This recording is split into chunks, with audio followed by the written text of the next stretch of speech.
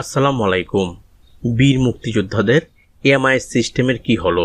সম্মানী ভাতা পেতে কি সমস্যা হবে? জানবো তার বিস্তারিত খবর। তবে আপনি যদি যুদ্ধের জীবন চ্যানেলে নতুন থাকেন, চ্যানেলটি অবশ্যই সাবস্ক্রাইব করবেন, পাশেই থাকবেন। বেশ কয়েকদিন ধরেই লক্ষ্য করা যাচ্ছে বীর মুক্তিযোদ্ধাদের এএমআইএসে সমস্যা দেখা দিচ্ছে। এএমআইএসে প্রবেশ করলে কোনো তথ্য পাওয়া যায় না। বীর মুক্তিযোদ্ধাদের এই এমআইএসের সিস্টেমেই অর্থাৎ ম্যানেজমেন্ট ইনফরমেশন সিস্টেমের ভিত্তিতেই সম্মানী ভাতা দেওয়া হয়ে থাকে।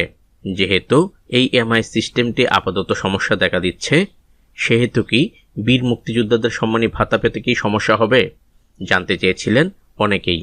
বীর মুক্তিযোদ্ধাদের পূর্ণাঙ্গ তথ্য সম্বলিত এই ম্যানেজমেন্ট ইনফরমেশন সিস্টেমটি আপাতত বন্ধ রয়েছে, অর্থাৎ সফটওয়্যারজনিত সমস্যার কারণেই এটি বন্ধ করা রাখা হয়েছে। খুব দ্রুত সময়ের মধ্যেই এমআই সিস্টেমটি পুনরায় চালু করা হবে। তবে বীর মুক্তিযোদ্ধাদের সম্মানী ভাতা যাতে সমস্যা না হয় সেই জন্যে এই এমআইএসসি সিস্টেমটি দ্রুত চালু করার নির্দেশ দেওয়া হয়েছে সংশ্লিষ্ট কর্তৃপক্ষকে। যারা এটি নিয়ে চিন্তা করছিলেন তাদের বলছি, 2-1 দিনের মধ্যেই আপনাদের এই এমআই সিস্টেমটি পুনরায় চালু হবে। সংশ্লিষ্ট এক সূত্র জানিয়েছে, কয়েকদিন ধরেই এমআই সিস্টেম অর্থাৎ ম্যানেজমেন্ট ইনফরমেশন সিস্টেমের আপডেটিং কাজ চলছে, যার ফলে এই সফটওয়্যারটি সর্বসাধারণের জন্য উন্মুক্ত নয়। 2-1 দিনের ভেতরেই এর কাজ কমপ্লিট হবে, তারপরে সর্বসাধারণের জন্য এটি উন্মুক্ত করা হবে। আর সম্মানী ভাতা এপ্রিল 2026 সঠিক সময়ই দেওয়া হবে তেমনটি বলা হচ্ছে। সম্মানী ভাতার ইফেক্টটি এই এমআইএসে পড়বে না।